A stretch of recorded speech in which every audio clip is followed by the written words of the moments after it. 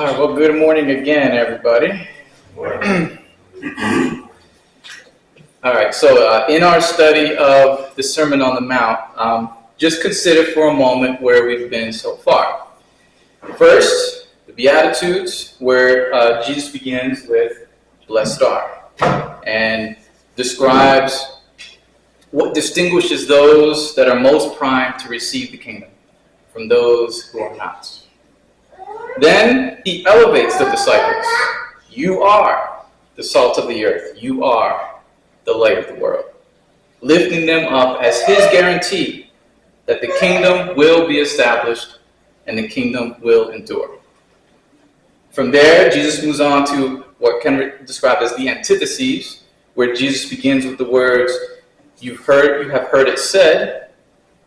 And here he expanded the disciples' understanding of Torah to include a more harmonious approach, an approach to building strong community as opposed to personal blamelessness, an approach that would have the disciples shine their lights brightly and leave none in the dark.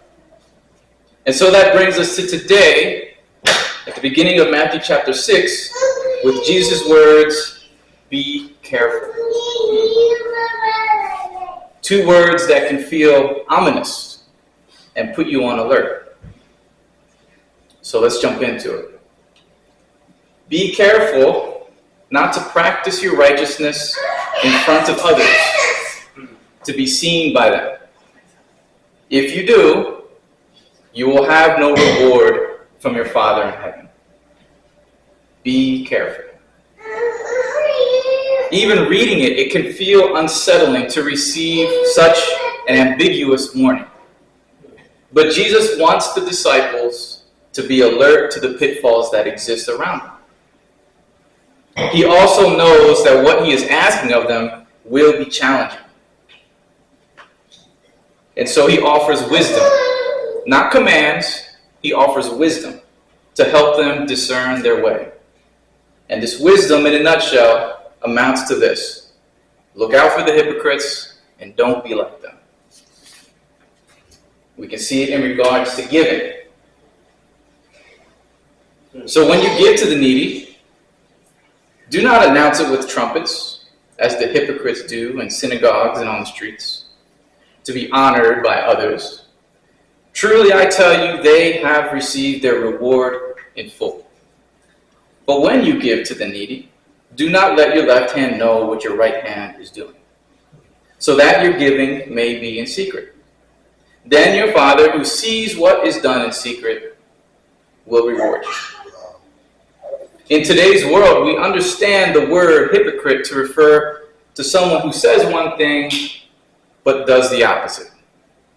It's a useful understanding for sure, but what I'm realizing now is that it seems that us today, in our modern world, we have been far more conservative in our application of this word than Jesus was. The word hypocrite has really not changed a whole lot from the Greek word it's based upon, the word Matthew used in writing his account. But in his time, using the word hypocrites was to make a direct reference to actors on a stage. So Jesus is saying, don't be like those actors, those pretenders. Because it's not about what someone says or believes, it's about what your actions are meant to achieve. Or to put it another way, who is at the center of your actions? You see it in the example Jesus gives. These people are putting on grand performances of their good deeds. But the attention is all about them. It's not about the people they're helping, and it's certainly not about the God they are proclaiming to serve. Their motions, their delivery, their presence, all carefully choreographed to get the best response from the audience, just like actors on a stage. This is what Jesus is warning us about. So then what is their reward in full? And why should we not be satisfied with accepting it? Again, the reason someone is putting on a performance is because their goal is to be immediately rewarded by their audience. And that's exactly what they get. The problem is, the reward only lasts as long as the crowd is willing to cheer. So if the applause is what you seek, then you have to constantly be performing in order to get it. There's an old public relations mantra, perception is reality. And it's long been the principle at the heart of most political campaigns and corporate branding. But in today's world, it has become the defining principle of society, where it is all too common to see people broadcasting their lives for the world to consume and validate with their likes. They're defining themselves by how people perceive them. So I wonder then if it's possible that in today's world, where perception is so much easier to manipulate, that Jesus' warning somehow rings louder, much louder now, and more foreboding than maybe it did for the disciples who heard it for the first time. And nowhere is this ease of perception manipulation captured more effectively than in our very modern creation of the online influencer. And so one case I'd like us to consider is that of someone named Mr. Beast. He's a YouTube star that got famous first for doing various stunts with his friends and recording them, posting them on YouTube. And so his fame came with some wealth. But it should be acknowledged that unlike a lot of people who generated wealth and got rich off of YouTube, Mr. Beast took a significant portion of his wealth and did charitable work. And he was celebrated for that work. Articles hailed him as YouTube's biggest philanthropist. And so his philanthropic work continued. It escalated. Each project getting bigger than the last. And of course, with himself at the center to promote it all. And people celebrated. He got more views, he got more likes, he got more money. He got his reward in full. And so let's unpack that a little bit more. Because on the surface, you might say to yourself, wow, look at that. Look at how blessed he is because he gave so much. Look at all those poor communities he's helped. And sure, that's the perception, that he has earned those accolades. But peel back the surface, and you uncover a pattern of legal troubles, complaints, stagings that have gone awry, people who have been harmed. These people and communities in dire need, they're essentially forced to put themselves on display when he swoops in with his crew. They're forced to, what you might call, dance for their coin. And then he leaves, and these communities are left to deal with the aftermath. Now, I do believe there was earnestness in him to do good and give generously. But Mr. Beast is now caught in a cycle where his only option is to go bigger each time in order to get more attention and make more money. It is not sustainable. And what once might have started as a sincere desire to do real good, you now have to wonder whether or to what extent he's actually helping people. Now, surely, given that example, there has to be a counterexample, yes? And I think there is. But for me, I've had to go back a ways to find this example. Now, you might remember this photograph I showed you a couple messages back a few months ago. This picture of Jewish children on a train platform waiting to flee the approaching Nazi occupation. But there's another part to the story. Someone had to help these children reach their destination. Someone had to arrange homes for them to go to. Someone had to acquire the passports and the traveling papers for them to arrive safely. Enter Nicholas Winton. a British stockbroker, relatively wealthy. He canceled a Christmas ski holiday in Switzerland in the winter of 1938 to instead travel to Prague and help with the evacuation of children from Czechoslovakia. Because again, they needed someone to secure safe travel, and he had contacts, he had resources that could do that. Over the course of a few weeks in Prague, he made those calls, haranguing and harassing his contacts for what would be a total of 669 children. And again, I say harass and harangue because even though it was British government policy to recognize Jewish refugees, anti-Semitism was still prevalent among British people. But it was worth it to him. He canceled his holiday. He donated his time and his resources to what he believed was a most worthy cause. And the thing is, we might never have known this story because he never told anybody. It wasn't until 1988, 50 years later, when a BBC program called That's Life uncovered this information and decided to reunite him with the children he helped save. Wow. And there's a highlight in this episode where, sitting in the audience, the host decided to ask the audience if there are children, if there are members of the audience, who were the children that owed their life to Winton. And a little more than 24 people stood up around him.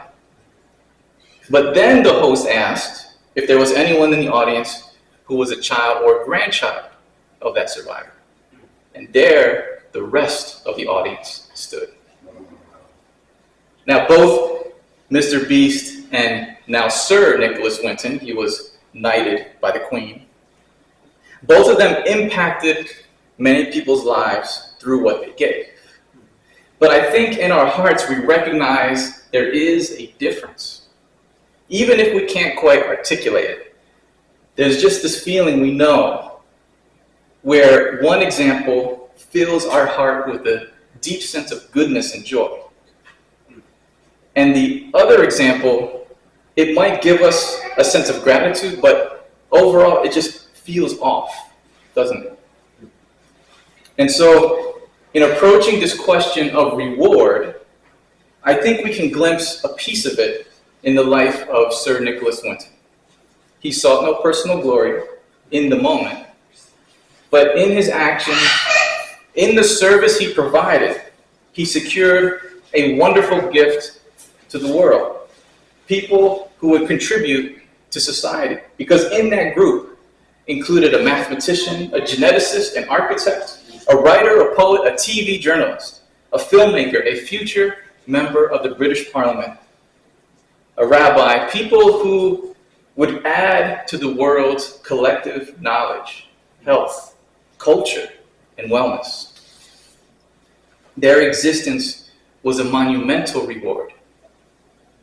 But I still don't think that gets to the heart of what Jesus meant when he said, "Then your Father, who sees what is done in secret, will reward you." Jesus is tellingly and perhaps frustratingly vague on the nature of this reward, which can be difficult to sit with. And I admit I was at a loss.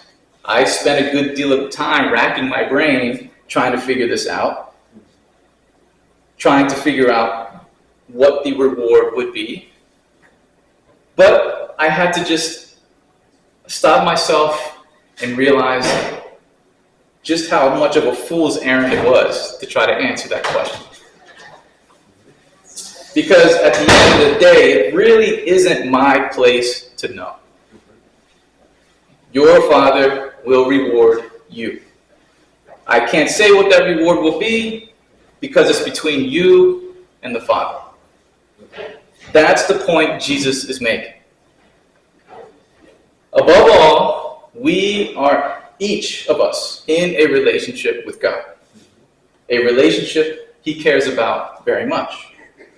It's about our relationship to God, our relationship to others that should be at the center of our actions. not personal glory. Now, I am certain that Jesus would not tell Mr. Beast to stop giving money or stop building houses or digging wells or donating clothes. But he would ask him to re-examine why he is doing these things. Maybe consider building relationships with the people he's helping instead of worrying how many likes he'll generate across social media. Right. So I think that's enough about giving. I want to take time now to dive in a little bit more about this idea of how we relate to God, because it comes closer into focus when Jesus brings up prayer. And when you pray, do not be like the hypocrites, for they love to pray standing in the synagogues and on the street corners to be seen by others. Truly I tell you, they have received their full reward. But when you pray, go into your room, close the door, and pray to your Father who is unseen. Then your Father, who sees what is done in secret, will reward you. And when you pray, do not keep on babbling like the pagans, for they think they will be heard because of their many words. Do not be like that, for your Father knows what you need before you ask him. Prayer should not be a big production. Again, Jesus calls out the hypocrites, loving to stand in the synagogue and the street corner to be seen. Now, again, in Jesus' time, much like if you observe the Muslim world today, there were designated times of prayer, so that when the time came, everyone pretty much stopped what they were doing to pray. And so it would have been common to catch people in the street or in the market or in the synagogue stopping and praying. That's not the big deal. What Jesus is calling out by saying the hypocrites love to pray standing in the synagogues and on the street is this idea that a hypocrite would be someone who would conveniently find themselves outside on a busy street corner at prayer time. Someone who would go out of their way to make sure they were in circumstances where they could be observed by a lot of people to celebrate their faith and their devotion to God. Now, today in America, however, public prayer isn't really a thing. I mean, you get it in church buildings, but walking around outside, it doesn't have that presence like it would in Jesus' time. But I think there is a modern example of hypocrites, actors on a stage, that perhaps we can look to. Consider the practice of church leaders who sell prayers to their congregation. A practice that has compounding and devastating consequences, where God is treated like a vending machine, and people, believing God only really listens to someone with authority, like a pastor or someone who has a TV show, become insecure about their own prayer life, and so they forego building their own relationship with God. Because that is the real goal. Jesus wants your prayer life to be about you and God. And to emphasize to the disciples the nature of prayer as this loving expression to God in building this relationship that he seeks from us, Jesus gives an example of how they should pray. The famous Lord's Prayer. Our Father in heaven, hallowed be your name. Your kingdom come, your will be done on earth as it is in heaven. Give us today our daily bread and forgive us our debts as we also have forgiven our debtors. And lead us not into temptation, but deliver us from the evil. And we can, of course, think of this as a template, a way to structure our prayers. One way you can think of it is that it can be split, like I've done here, into two parts, where each part contains 3 requests. And so you have the first half, which focuses on God, and it's about God. And so the requests are all God-centered. Right? The first is to recognize that is to ask for God's name to be recognized as holy. Second, that his kingdom be established. and third, that his will be accomplished. And crucially, that those three things be accomplished here on earth. Basically, it's asking God for all the great and glorious things that surround him to be achieved here among us. And then the second half of this prayer is about us. Give us what we need each day to live. Give us forgiveness. Give us deliverance. And the other important feature of this prayer in Jesus' time is its brevity. Remember, Jesus said, don't be like the babbling pagans, whose self-indulgent prayers would go on and on and on. So, Jesus demonstrates to disciples a prayer that is deep and meaningful and short. Again, the point isn't to hold yourself to a specific time, but just to ask yourself, am I talking for me because I have a captive audience? Or am I truly reaching out to God, reaching to connect with God? But what's struck me most recently, aside, because you can break down the prayer into a structure and a template.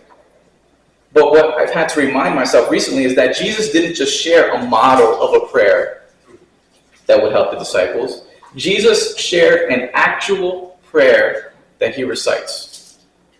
An actual prayer that he prays. An actual prayer that Jesus used to reach out to God and connect with God. A prayer that he could have recited hundreds of times in his time on earth. A prayer that the disciples could recite and connect to God. A prayer I can recite and be connected to God. And to Jesus' spiritual practice. And this little nugget that I have often overlooked says so much about who Jesus is. That yes, he is instructing the disciples, imparting wisdom to them. But he is also inviting them into his own spiritual practice, his own walk with God. He's inviting them into his private relationship with God. That he would open himself up in this way is a powerful testimony on top of the wisdom of his words. And now, there is, of course, so much more to dig into on the subject. But I will leave that to our Tuesday deep dive. I'll just finish up here with an opportunity for us to hear the Lord's Prayer, and probably the closest we would hear to Jesus saying that himself. Someone speaking the Lord's Prayer in a language called Syriac, a very, very, very close relative to the ancient Aramaic Jesus would have spoken.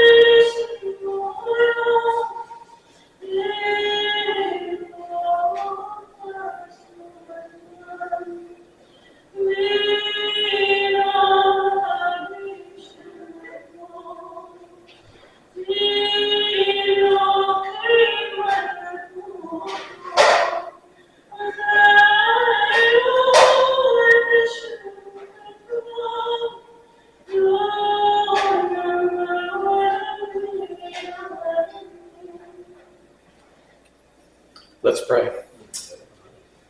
Holy Father, as the ancient words Jesus spoke rise up to you, Lord, I pray that we may also be able to connect with you as Jesus had.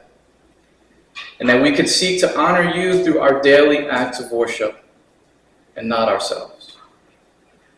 God, please help us to absorb your wisdom and be guided toward a greater wholeness and continuity with your Spirit.